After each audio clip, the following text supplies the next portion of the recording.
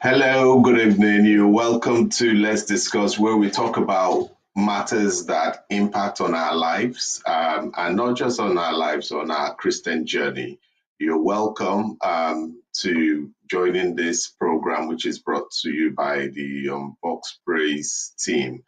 The aim of Let's Discuss is for it to be a transformation point where man is reconciled with his purpose and reconciled with God.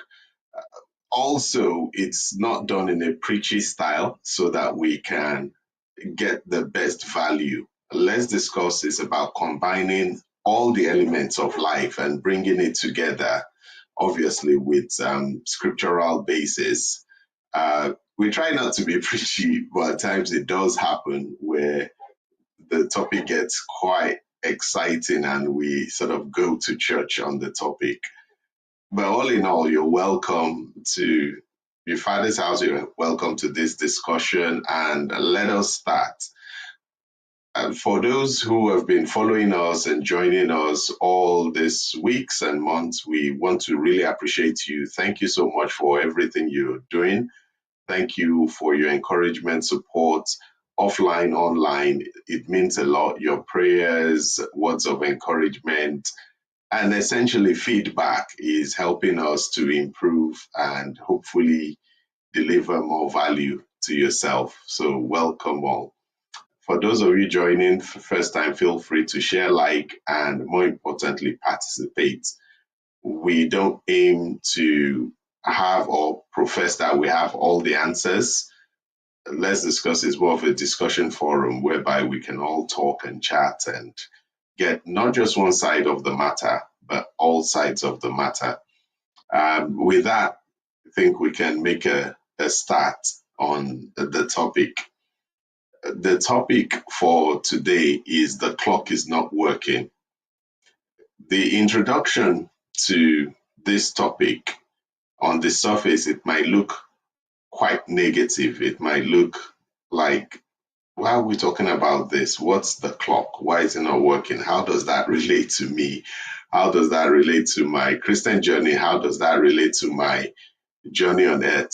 Just be calm. We'll get through each and every one of those questions today or this evening. Uh, this evening, one will be short as well. I'm mindful there's going to be a holiday tomorrow. We want people to have time to enjoy, and I wouldn't keep you up or keep you late on this one. A clock, they say, is right twice a day. If a clock is stuck at, let me say, 12 noon or 12 p.m., once it's 12 midnight and 12 noon, anyone looking at that clock would say this clock is working. But if you look at it outside those two times, you discover that that clock is wrong. Many at times, I don't know if you've experienced this with in circumstances or in real life. You approach people and you ask them, you see them with their wristwatch, your fancy wristwatch, and you ask them, please, what's the time? At times, some of them will look at the wristwatch and turn to you and say, oh, sorry, this is not working. It's not working.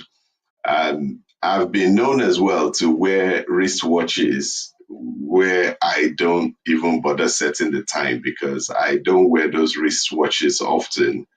And as such, it's not synchronized to any time. uh, which leads us to now understand that a clock is one of those reliable pieces of invention or creation, which is meant to help us tell the time. It helps us in planning, it helps us in gathering information, meeting deadlines. But what do we do when the clock isn't working?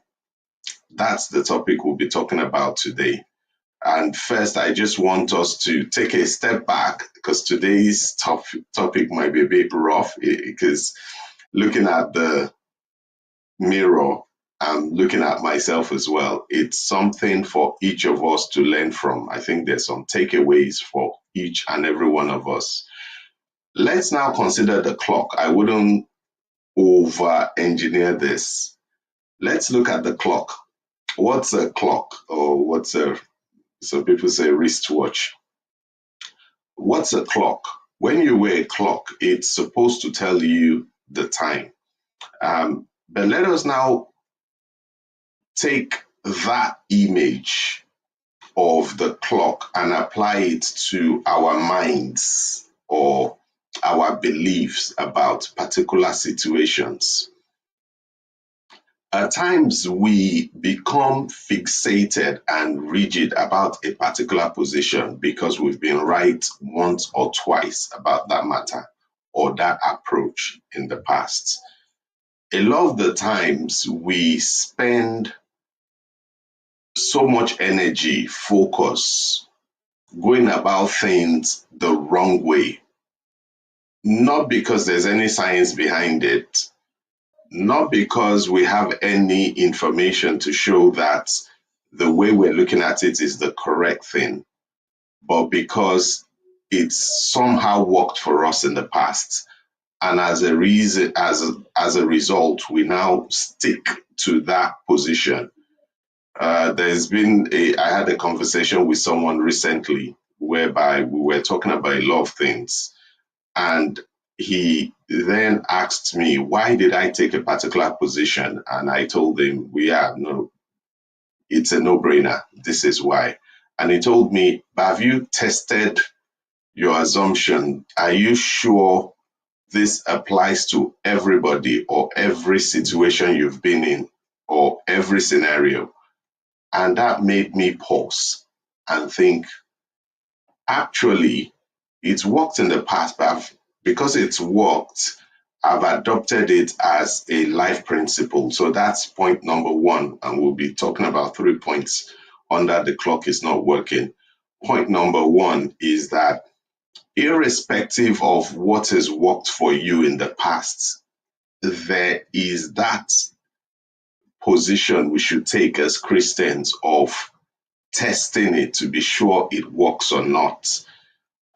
So people might want to argue with that no, but if it's worked for you in the past, it could have worked in the past, but that doesn't mean it's fit for the present or would work in the future. At times we make decisions based on things that have worked rather than critically evaluating it or prayerfully evaluating it and being open to ideas and suggestions. There's a reason why a lot of big companies that over the last 100 years, big technological companies have sort of failed to adopt new technologies because they have been so used to what is been working for them that they've closed their eyes on any potential opportunity. The clock is not working. Are you closing your eyes to opportunities? Are you thinking that you know everything? Do you think your approach towards everything is the correct thing?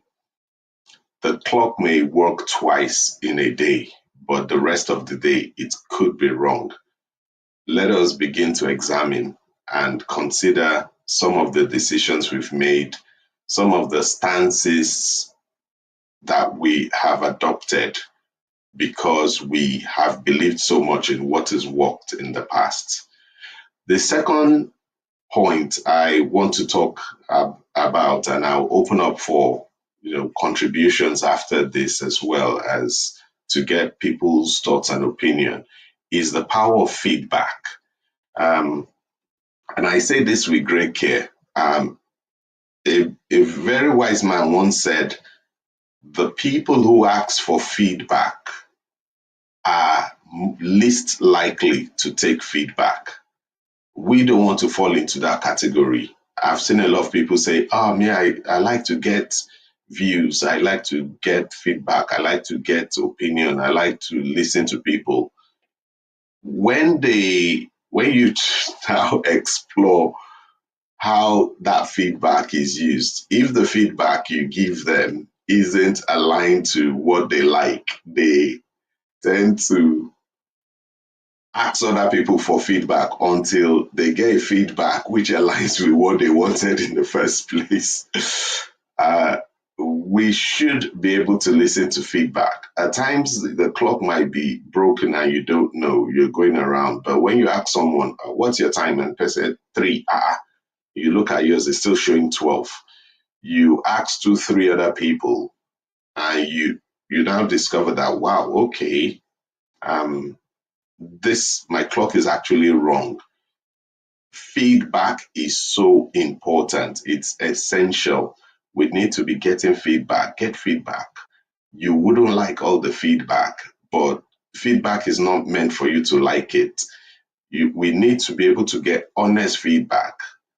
Honest feedback will transform our lives. I think I've shared an example whereby many years ago in another organization I worked long ago, I think almost 20 years ago, um, I had to get feedback from my manager, and he told me some things which could have hurt me.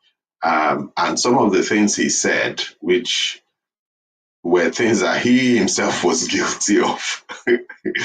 He himself was guilty of the same thing, but he gave me the feedback and said, "You're not doing this well." And as a result, I worked on that and improved.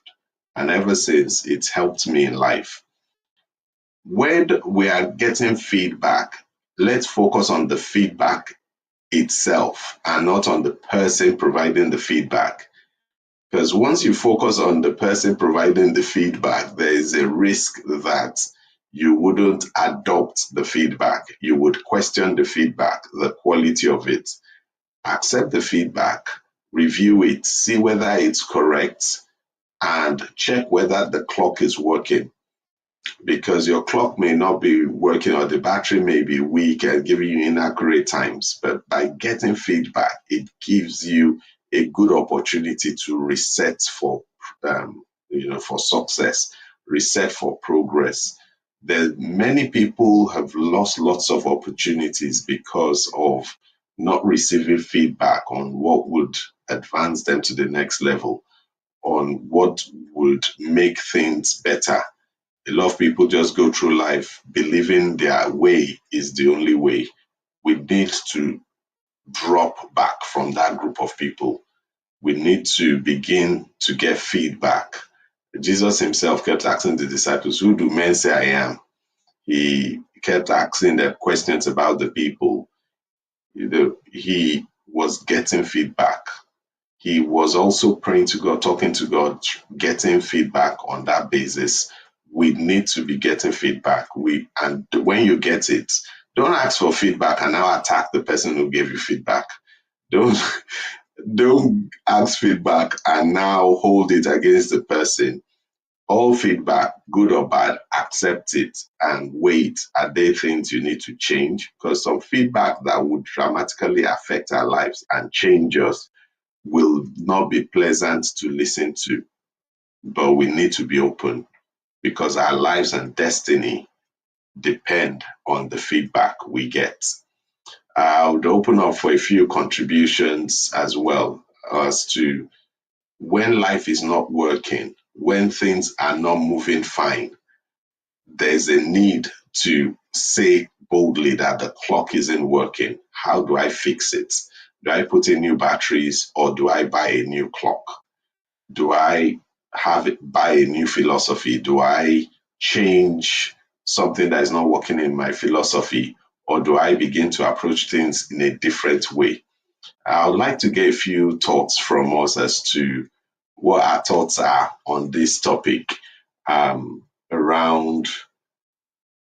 this topic. That what do we think point 3 is, or like last week we had people who gave some other valid contributions as to under the under last week's topic. Today I would like to hear from us. What do you think when life isn't going our way, when you've tried your best about things and still things are not happening? It seems you're constantly failing. It seems your approach isn't working. How do you change it? How do you go around and adopt things?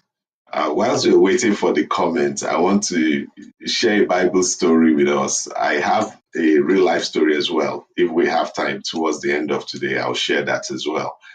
Um, there's a Bible story that a lot of us, like and love. It's about Abraham and Isaac. God called Abraham and said, sacrifice Isaac. Abraham put all the preparation in place. He put things together, got Isaac. They began the journey. And but when they got there, when he was about to do the sacrifice, he then heard a voice from heaven saying, "Don't sacrifice him. This was a test of your faith." How many of us would have stopped when we heard that voice again from God? Because hearing that voice again from God is something that shows we are open to receiving from God, open to acknowledging that in life, at times, our clock may stop working in terms of our beliefs, what we understand. If Abraham had continued and said, "No, God has told me to sacrifice this, therefore I'm not even listening to God, I'm not listening to anything anybody is saying," that would have created a lot of issues. But he continued being open to receiving messages. We need to open up our ecosystem, not opening it totally to anything that comes through, but we need to be sensitive to be able to hear when God is telling us something new. At times, we can be a bit rigid with what God has said before. And whilst God doesn't change, He could have been testing us, He could have been telling us to do something different because of a particular challenge He's overseen. Um, but if we fail to listen, and it applies to us, the clock may not be working for any reason. The battery may be down, it may be solar, it's not received light, it may be winding, you've not wound it up, the battery may be flat, or the clock itself is spoiled. Not being able to open our minds leaves us in a closed loop, and that closed loop makes us unproductive. I haven't seen any comments come in. Let me just check. If it's me, I guess maybe some comments is coming. Let me just look at Facebook and see if there's anything that's coming on Facebook, because I've not seen anything come through here. Um, so apologies. Okay, I think I've seen a one that's coming now. Thank you, Ma. So this is my mom and spiritual mentor, Pastor Helen Kupoli. She said, "We can always ask the Holy Spirit to shed light if all our efforts are not yielding good results." So thank you, man. That's so true. That as Christians, we have the opportunity to always ask the Holy Spirit when the results are not going our way. Let's not be stubborn. Let's not, which is my third point, that don't stubbornly maintain a position. When things are not going well, it could be three things that are going on. One, it could be that it's a test, it's a trial, and that you are going through it and it's for a time and it would end up in, in praise or end up in you winning.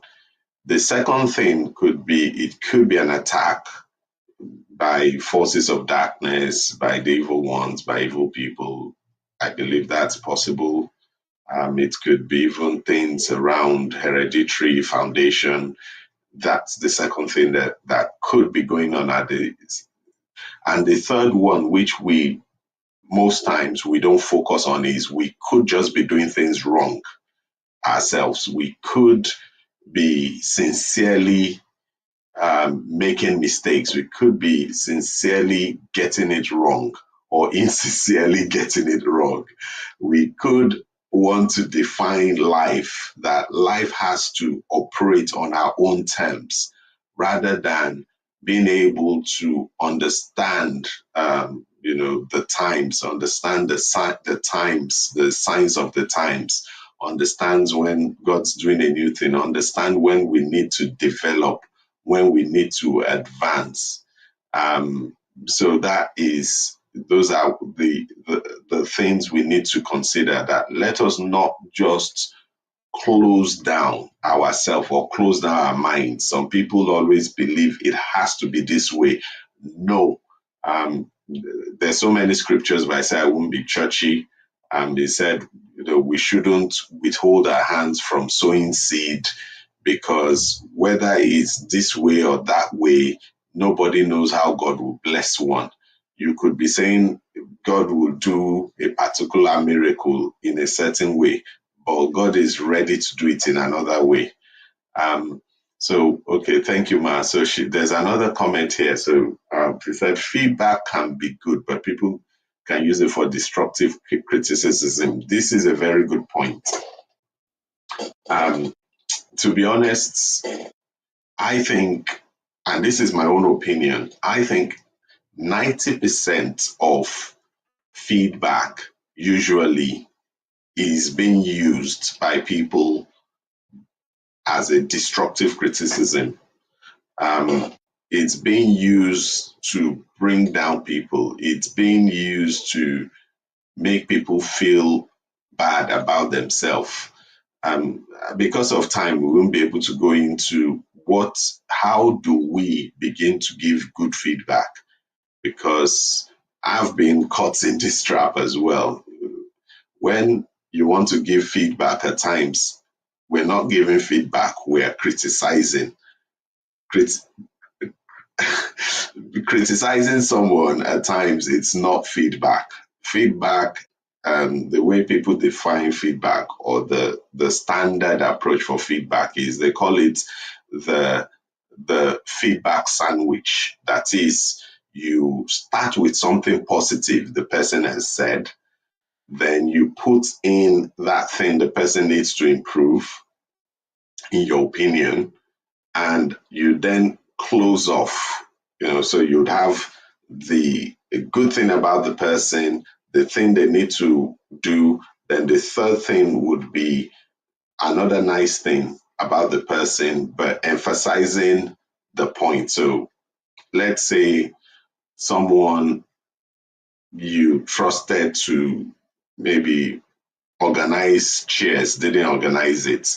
You could start by praising the person that, okay, thank you for always organizing this thing every week. You've been reliable.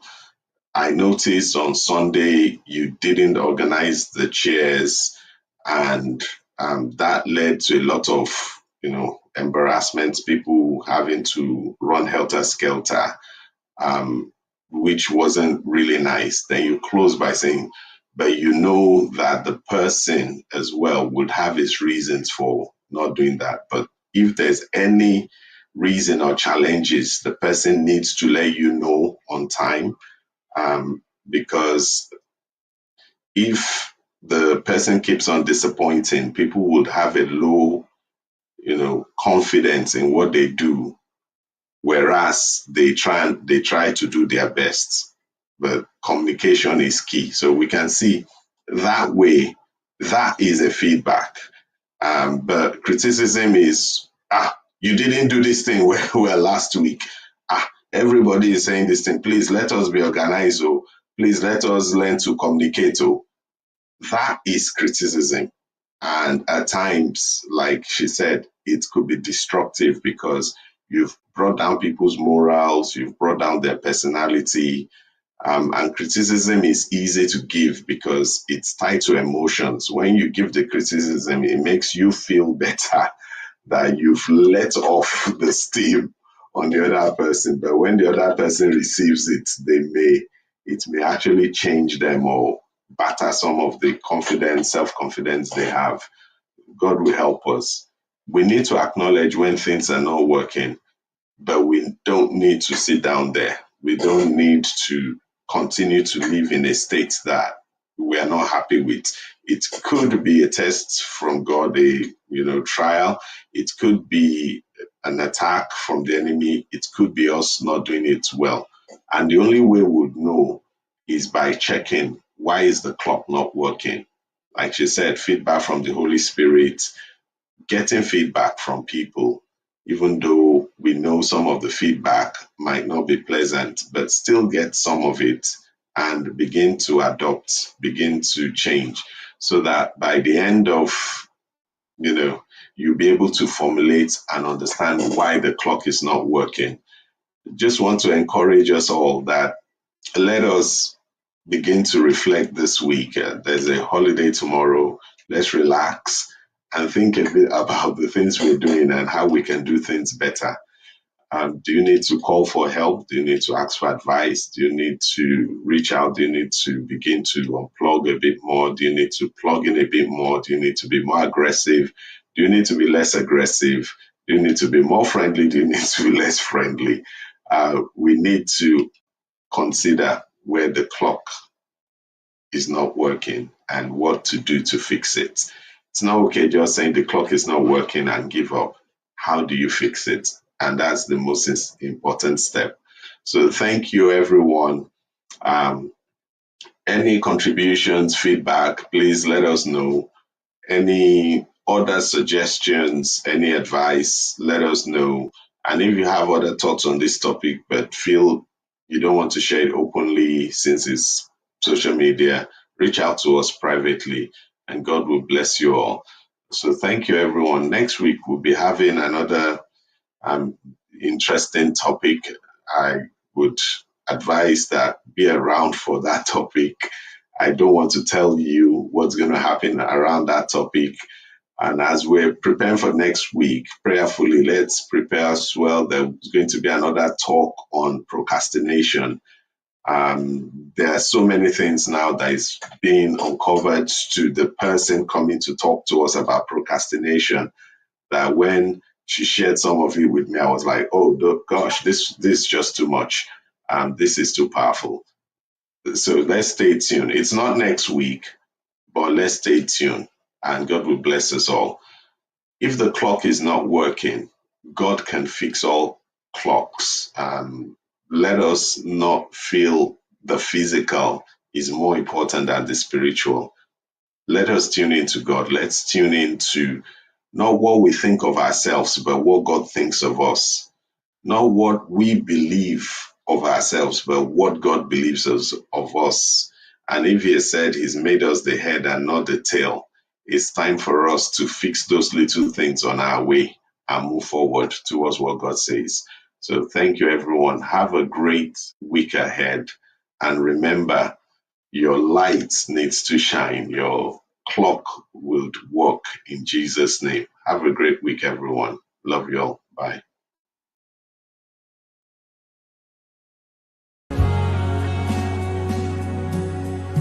And you will never ever change. You are the Lord. You remain the same. It's a simple chorus. You will never ever change. You are the Lord. You remain the same. Help me sing. You will never, never, never, never.